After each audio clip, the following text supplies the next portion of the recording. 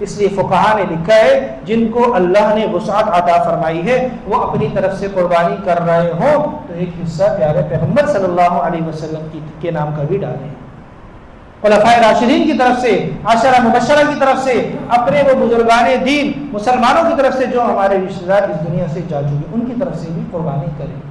نفل میں کئی نیتیں کی جا سکتی ہیں، جو اپنا حصہ ہے فرض وہ تو ٹھیک ہے، واجب ہے، وہ تو ادا کرنا ہی کرنا ہے، لیکن اس کے علاوہ ایک حصہ ایسا ڈالا جائے جو نفل ہو، کسی کی طرف سے نہ کرے لیکن اس حصے میں نیت کرے حضور علیہ السلام کی، خلفائے راشدین کی، عشرہ مبشرہ کی، تمام صحابہ کی، بزرگان دین کی، تمام مسلمانوں کی نیت کرے۔ اللہ رب العزت نے ہمیں بے شمار نعمتوں سے نوازا ہے، ان نعمتوں میں سب سے بڑی نعمت اسلام ہے۔ اسلام اللہ رب العزت نے ہمیں وہ دین عطا فرمایا ہے جو ہمیں روحانی اعتبار سے بھی بلندیوں تک پہنچاتا ہے اور دلی اعتبار سے سکون کا، تسلی کا سبب بنتا ہے۔ ایسی اللہ رب العزت نے عبادات عطا فرمائی ہیں جو روح کی تسکین اور روح کے سکون اور خوشی کا باعث بنتی ہیں۔ انہی عبادات میں سے ایک عبادت جو اہم فریضہ بھی ہے وہ ہے قربانی۔ وَلِكُلِّ أُمَّةٍ جَعَلْنَا مَنْسَكًا لِيَذْكُرُوا اسْمَ اللَّهِ عَلَى مَا رَزَقَهُم مِّن بَهِيمَةِ الْأَنْعَامِ۔ اللہ فرما رہے قربانی صرف میں نے امت محمدیہ پر نہیں لگائی بلکہ وَلِكُلِّ أُمَّةٍ، بلکہ ہر امت پر میں نے اپنا یہ حکم رکھا ہے۔ قربانی کی تاریخ کوئی 100 200 سال 1000 سال پرانی نہیں، بلکہ جب سے نسل انسانی کی ابتدا ہوئی ہے جب سے ہی قربانی کی ابتدا ہوئی۔ قربانی کا طریقہ الگ تھا لیکن قربانی ہمیشہ سے رہی ہے۔ یہ قربانی کی ابتدا چھٹے پارے میں اللہ رب العزت نے ذکر فرمایا کہ قربانی کی ابتدا حضرت آدم علیہ السلام کے 2 بیٹوں سے۔ اس سے پتہ چلتا ہے کہ حضرت آدم علیہ السلام کی نسل میں قربانی تھی۔ وہ کیا ذکر کیا؟ وَاتْلُ عَلَيْهِمْ نَبَأَ ابْنَيْ آدَمَ بِالْحَقِّ إِذْ قَرَّبَا قُرْبَانًا فَتُقُبِّلَ مِنْ أَحَدِهِمَا وَلَمْ يُتَقَبَّلْ مِنَ الْآخَرِ۔ حضرت آدم علیہ السلام کے 2 بیٹے، ایک حابیل اور ایک قابیل۔ اس زمانے میں نسل انسانی کو چلانے کا سلسلہ یہ تھا کہ ایک حمل سے جو اولاد پیدا ہوتی ان کا آپس میں نکاح حرام تھا، اگلے جو حمل سے اولاد پیدا ہوگی ان کا ان سے نکاح ہو سکتا تھا۔ اسی طرح قابیل کے ساتھ ایک بہن پیدا ہوئی تھی، حابیل کے ساتھ ایک بہن پیدا ہوئی تھی۔ شریعت، دستور اور قانون کے مطابق جو بہن حابیل کے ساتھ پیدا ہوئی ہے اس کا نکاح قابیل سے ہونا ہے، اور جو بہن قابیل کے ساتھ پیدا ہوئی ہے اس کا نکاح حابیل سے ہونا ہے۔ حابیل اس اصول اور اس قانون پر کاربند تھے لیکن قابیل نے اصول کی مخالفت کرنا چاہی۔ قابیل نے کہا حابیل جو بہن تمہارے ساتھ پیدا ہوئی ہے تم اس سے نکاح کرو، جو میرے ساتھ ہوئی ہے میں اس سے نکاح کروں گا۔ حابیل نے منع کیا، منع کرنے پر قابیل نہ مانا۔ حابیل نے ایک تجویز دی کہ ہم دونوں اپنی قربانیاں اللہ کے حضور پیش کرتے ہیں، جس کی قربانی قبول اس کی بات مانی جائے گی۔ دونوں نے اپنی قربانیاں اللہ کے حضور پیش کی۔ اس دور میں قربانی اللہ کی بارگاہ میں پیش کرنے کا طریقہ یہ تھا کہ جو بھی چیز قربانی کے لیے پیش کرنی ہے وہ رات کو اسے پہلے پہاڑ پر رکھ کر آ جاتے، اگلے دن صبح جا کر دیکھتے، اگر آسمانی کڑک بجلی آ کر اس چیز کو ختم کر دیتی تو یہ اس بات کی علامت تھی کہ یہ قربانی قبول ہو گئی۔ اب حابیل نے ایک مینڈھا قربانی کے لیے وہاں چھوڑ دیا، قابیل نے کچھ غلہ، حابیل ریوڑ کا کام کرتا تھا، بکریاں چراتا تھا، قابیل جو تھا وہ کھیتی باڑی کرتا تھا۔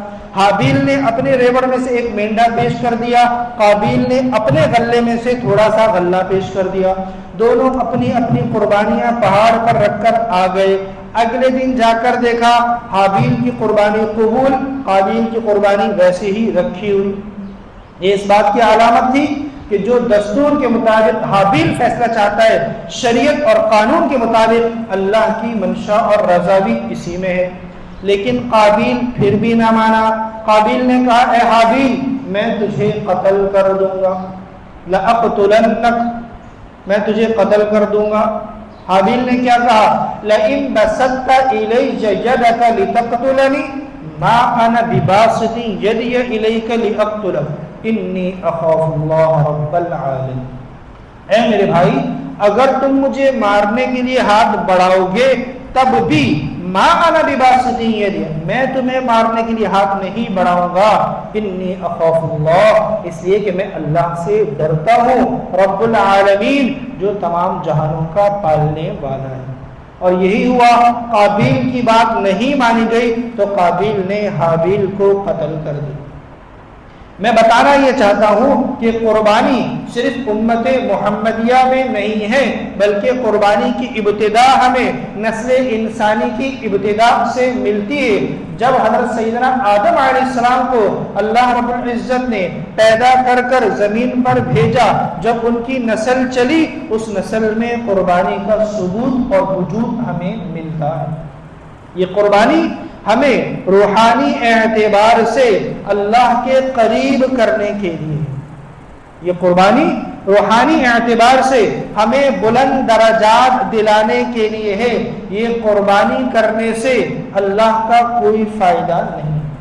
ہم جو یہ قربانی کرتے ہیں، جانور کو ذبح کرتے ہیں، ہر بندہ اپنی طاقت اور بساط کے مطابق، کوئی بکرا کر رہا ہے، کوئی دمبا، کوئی گائے کر رہا ہے، کوئی اونٹ اور بیل، ہر بندہ اپنی بساط اور طاقت کے مطابق کر رہا ہے، کوئی زیادہ بھاری بھرکم جانور، کوئی کمزور۔ لیکن یہ بھاری کرنا، کمزور کرنا، چھوٹا کرنا، بڑا کرنا، اللہ کیا فرما رہے؟ لن ینال اللہ لحومها ولا دماؤها۔ اے میرے بندو تم جو یہ قربانی کر رہے ہو، یہ قربانی تو تمہیں بلند درجات دلانے کے لیے ہے، یہ قربانی تو تمہیں میرا پسندیدہ اور میرا قریب کرنے کے لیے ہے۔ یہ قربانی کا گوشت اور خون، لن ینال اللہ لحومها ولا دماؤها، نہ خون میرے پاس پہنچتا ہے اور نہ گوشت میرے پاس پہنچتا ہے۔ اس لیے بڑا چھوٹا یہ میرے پاس کوئی معنی نہیں رکھتا۔ میرے پاس کیا معنی رکھتا ہے؟ وَلَٰكِن يَنَالُهُ التَّقْوَىٰ مِنْكُمْ، وَلَٰكِن يَنَالُهُ التَّقْوَىٰ مِنْكُمْ، کون کس اخلاص کے ساتھ قربانی کرتا ہے یہ اللہ کی یہاں معنی رکھتا ہے۔ اس نے کیا فرمایا؟ قُلْ إِنَّ صَلَاتِي وَنُسُكِي وَمَحْيَايَ وَمَمَاتِي، اے نبی آپ امت محمدیہ سے کہہ دیجئے ان صلاتی میری نماز، ونسکی میری قربانی، ومحیایا میری زندگی، ومماتی میرا مرنا، للہ رب العالمین، یہ سب کا سب صرف اور صرف ایک اللہ رب العزت کے لیے ہے۔ یہ قربانی اللہ کے یہاں قبول اسی وقت ہوگی، انما یتقبل اللہ من المتقین، اللہ قربانی قبول کرتے ہیں۔ حابیل نے کیا کہا تھا؟ اللہ قربانی قبول کرتے ہیں من المتقین، تقوی والوں کی۔ اللہ قربانی قبول کرتے ہیں جو اللہ کا ڈر دل میں رکھتا ہے، جو قربانی اس لیے کرے بھائی پچھلے سال اس کا بڑا تھا، اس بار میرا اس سے اعلیٰ ہونا چاہیے، اس کے جانور میں 4 من میں 6 من کا لاؤں گا، نہ نہ نہ۔ اگر قربانی میں ریاکاری آ رہی ہے، دکھلاوا آ رہا ہے اور بڑا پن ظاہر کرنا آ رہا ہے، شیخی اترانا اور تکبر آ رہا ہے، اس قربانی کی اللہ فرما رہے مجھے کوئی ضرورت نہیں ہے، اس قربانی کی اللہ کو کوئی ضرورت نہیں ہے۔ تو قربانی کرے اپنی بساط اور طاقت کے مطابق. قربانی کرنا بھی ضروری ہے جس کو اللہ نے وسعت عطا فرمائی ہے. پیارے حبیب صلی اللہ علیہ وسلم کا فرمان ہے من وجد ساعتا ان یضحی، جس کو اللہ نے وسعت عطا فرمائی ہے، جو اتنی طاقت رکھتا ہے قربانی کرے. فلم یضحی، اور وہ قربانی نہ کرے، فلا یقربن مصلانا، اللہ کے حبیب فرما رہے اسے کوئی ضرورت نہیں وہ ہماری عیدگاہوں میں نہ آئے، وہ ہماری نمازوں کی جگہ پر نہ آئے. اللہ کے نبی ناراضگی کا اظہار فرما رہے ہیں کہ جس کو اللہ نے وسعت عطا فرمائی اس وسعت کے باوجود وہ ملحدین کے اعتراض کی طرف متوجہ ہو کر قربانی جیسے اہم فریضے کو چھوڑ نہ دے. جب بھی قربانی کا موقع آتا ہے بہت سارے اعتراض کرنے والے کھڑے ہو جاتے ہیں.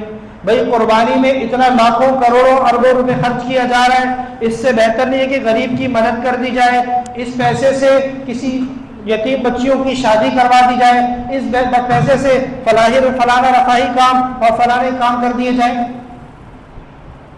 اگر وہ ملحدین کی ان باتوں میں آ کر قربانی جیسے اہم فریضے سے لا تعلقی کا اظہار کرے گا، چھوڑے گا، اللہ کے حبیب سخت ناراضگی کا اظہار فرما رہے ہیں کہ اللہ کے حبیب فرما رہے ایسے شخص کو چاہیے ہماری عیدگاہ میں نہ آئے، ہمارے قریب نہ آئے، یعنی اس کا ہم سے کوئی تعلق نہیں. دعویٰ کرے محمدی ہونے کا، نبی علیہ السلام کی شفاعت کا دعویٰ کرے کہ نبی کی شفاعت ہمیں ملے گی، نبی کا قریب، نبی کا قرب ملے گا، حوض کوثر میں نبی سے سیراب ہوں گے، لیکن نبی کے حکم کی مخالفت، تو ایسا شخص کبھی نبی کا عاشق نہیں ہو سکتا. قربانی یہ تو ہمیں اللہ کا قرب دلانے کی بلکہ ہمارے گناہوں کی معافی کا سبب ہے. حضرت فاطمہ الزہرا رضی اللہ عنہا سے پیارے پیغمبر صلی اللہ علیہ وسلم فرما رہے ہیں اے فاطمہ جب بھی قربانی کرو اپنی قربانی کے قریب موجود رہو. جب قربانی کرو اپنی قربانی کے قریب موجود رہو.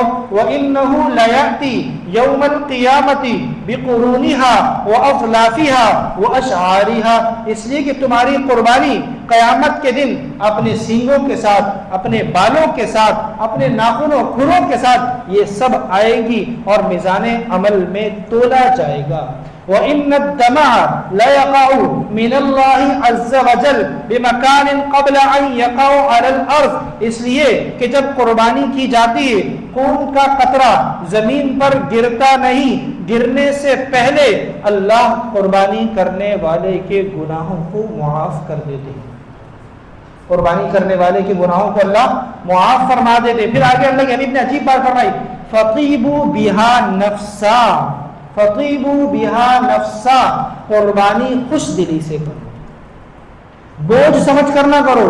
بوجھ سمجھ کر بھی اگر قربانی کی جائے گی اوہو لاکھ روپے کا جانور 2 لاکھ کا ہو گیا، 3 لاکھ کا ہو گیا، نہ جتنی اللہ نے وسعت دی یہ مال بھی اللہ کا دیا ہوا ہے، اس مال کو اللہ کی رضا کے لیے خرچ کریں گے تو اللہ راضی ہوں گے.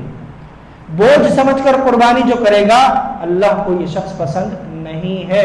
اس لیے قربانی بوجھ سمجھ کر نہ کی جائے بلکہ فریضہ سمجھ کر، سعادت سمجھ کر، اپنی خوش نصیبی سمجھ کر کہ جو اللہ نے مال دیا ہے اس مال کو میں اللہ کی رضا کے کاموں میں خرچ کر سکتا ہوں، یہ میری سعادت ہے.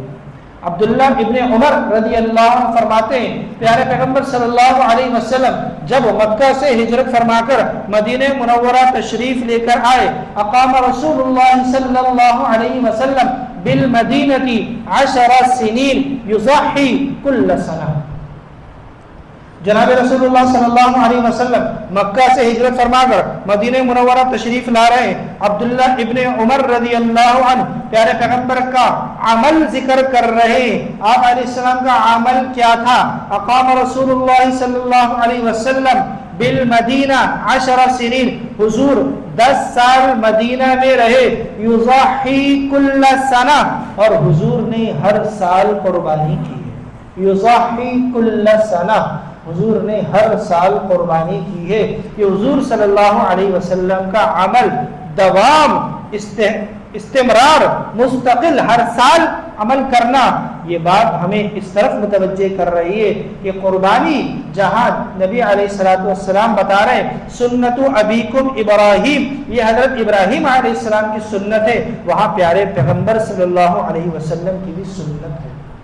فصل لربک وانحر، قرآن کریم کی سب سے چھوٹی سورت فصل لربک وانحر. اللہ فرما رہے اے نبی آپ کیا کیجئے، فصلی نماز پڑھیے، لربک کس لیے، صرف اور صرف اپنے رب کی خوشنودی کے لیے، وانحر اور قربانی کیجئے. حضرت حسن بصری رحمۃ اللہ علیہ فرماتے اس وانحر سے عید الاضحیٰ کے دن قربانی کرنا مراد ہے، اور اللہ کو عید الاضحیٰ کے دن سب سے زیادہ محبوب عمل خون بہانا ہے. اس سے زیادہ کوئی عمل اللہ کو محبوب نہیں ہے. ایک شخص جانور لے کر آیا 1 لاکھ کا، اور ایک شخص صدقہ کر رہا ہے 10 لاکھ 1 کروڑ. اللہ کے حبیب فرما رہے ہیں اللہ کو اس دن مقصود اور پسندیدہ عمل کیا ہے، احراق الدم، خون کا بہانا. 1 لاکھ کا جانور وہ اللہ کو محبوب اور پسندیدہ جو اللہ کی رضا کے لیے ہو، اس کے مقابلے میں ایک شخص اس کے مقابلے میں 10 لاکھ اور کروڑ بھی خرچ کر دے، اللہ کو یہ شخص پسندیدہ نہیں ہے. جو دیگر امور میں قربانی چھوڑ کر خرچ کر رہا ہے، اللہ کہہ رہے اس دن پسندیدہ عمل قربانی کرنا ہے. صحابہ نے پوچھا یا رسول اللہ ما هذه الاضاحی، اس قربانی میں ہمارے لیے کیا ہے؟ آپ علیہ السلام فرمایا سنت ابیکم ابراہیم، اتنی بات کافی ہے کہ تمہارے ابا ابراہیم کی سنت ہے. صحابہ کہتے فما لنا فیہا، اللہ کے رسول ہمارے لیے کیا ہے؟ بکل شعرۃ حسنہ، پریشان نہ ہو، صرف سنت ہے کرنا، بلکہ تمہیں ہر بال کے بدلے اللہ ایک نیکی عطا فرمائیں گے. تو یہ پیارے پیغمبر صلی اللہ علیہ وسلم جہاں سیدنا ابراہیم علیہ السلام کی سنت ہے، وہاں پیارے پیغمبر صلی اللہ علیہ وسلم کی بھی سنت ہے. جہاں سنت ابراہیمی سمجھ کر اس عمل کو، اس فریضے کو کرے، وہی سنت محمدی بھی سمجھ کر اس عمل اور اس فریضے کو کرے.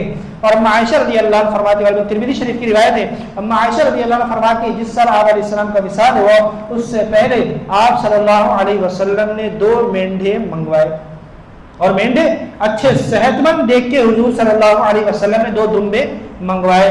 اور دمبے ذبح کرتے ہوئے حضور صلی اللہ علیہ وسلم نے کیا پڑھا؟ بسم اللہ اللہم تقبل من محمد آل محمد ومن امت محمد. اے اللہ میری طرف سے اس دمبے کو قبول فرمائیے، میری آل کی طرف سے قبول فرمائیے، ومن امتی محمد، اے اللہ میری امت کی طرف سے بھی قبول فرمائیے. میری مفسر محدثین نے لکھا ہے اللہ کے حبیب نے ہر اس شخص کی طرف سے قربانی کر دی جس کو اللہ نے اس دنیا میں وسعت نہ دی. اس کی یہ کوشش تھی میرے پاس بھی اگر وسائل ہوتے میں بھی قربانی کرتا، وہ نہ کر سکا، حسرت تھی، لیکن اللہ کے حبیب نے اس کی طرف سے ادا کر دی. ومن امتی محمد، اللہ کے حبیب نے اپنی امت کو قربانی جہاں ہر موقع پر یاد رکھا، کسی موقع پر نہیں بھولے، وہاں قربانی کے موقع پر بھی یاد رکھا ہے. اس لیے فقہا نے لکھا ہے جن کو اللہ نے وسعت عطا فرمائی ہے وہ اپنی طرف سے قربانی کر رہے ہوں تو ایک حصہ پیارے پیغمبر صلی اللہ علیہ وسلم کے نام کا بھی ڈالیں. خلفائے راشدین کی طرف سے، عشرہ مبشرہ کی طرف سے، اپنے وہ بزرگان دین مسلمانوں کی طرف سے جو ہمارے رشتہ دار اس دنیا سے جا چکے ان کی طرف سے بھی قربانی کریں. نفل میں کئی نیتیں کی جا سکتی ہیں. جو اپنا حصہ ہے فرض وہ تو ٹھیک ہے، واجب ہے، وہ تو ادا کرنا ہی کرنا ہے، لیکن اس کے علاوہ ایک حصہ ایسا ڈالا جائے جو نفل ہو، کسی کی طرف سے نہ کرے، لیکن اس حصے میں نیت کرے حضور علیہ السلام کی، خلفائے راشدین کی، عشرہ مبشرہ کی، تمام صحابہ کی، بزرگان دین کی، تمام مسلمانوں کی نیت کرے. نفل میں کئی نیتیں جمع ہو سکتی ہیں، تو اس لیے جب ہم قربانی کریں اپنی طرف سے جہاں کریں اللہ نے وسعت دی ہے تو ایک حصہ حضور علیہ السلام کے نام کا بھی کریں. اللہ ہم سب کو اپنی رضا کے لیے قربانی کرنے کی توفیق نصیب فرمائے.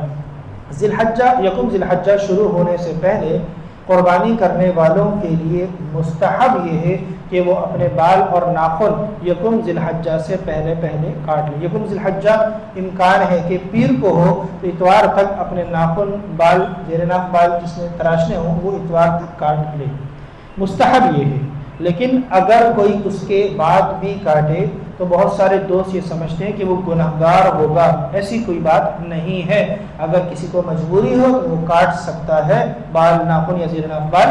اس کاٹنے کی گنجائش ہے، نہ کاٹنا مستحب ہے، فرض واجب نہیں۔